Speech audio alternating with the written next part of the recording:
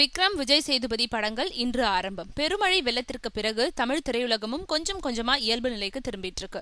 4ஆம் தேதி உருமின் படமும் 11ஆம் தேதி ஈட்டி படமும் வெளிவந்த நிலையில திரையுலகத்துல கடந்த 2 வாரங்களுக்கும் மேலா பெருசா எந்த ஒரு நிகழ்வும் நடக்கல.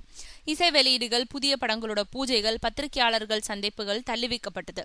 2 தினங்களுக்கு முன்னாடி துரை செந்தில்குமார் இயக்கத்துல தனுஷ் நடிக்கும் புதிய படத்தோட பூஜை கூட ரொம்ப எளிமையா நடந்தது.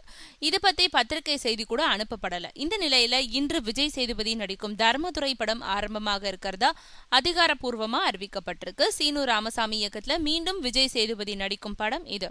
நாயகியா லக்ஷ்மி மேனன் நடிக்க இருக்கிறதா ஏற்கனவே செய்திகள் வெளிவந்திருக்கு. அடுத்து அரிமா நம்பி படத்தை இயக்குன ஆனந்த் சங்கர் இயக்கத்துல விக்ரம், நயன்தாரா, நித்யா மேனன் நடிக்க உள்ள புதிய படமும் இன்று ஆரம்பமாறதா சொல்லப்படுது.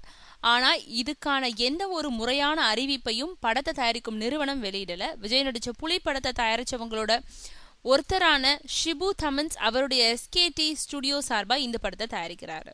பொங்கலுக்கு இன்னும் 1 மாதமே உள்ள நிலையில அப்போ வர்றதா சொல்லப்படும் சுமார் 10 படங்களோட சில நிகழ்வுகள் வரும் நாட்கள்ல நடைபெறும்னு தெரியுது.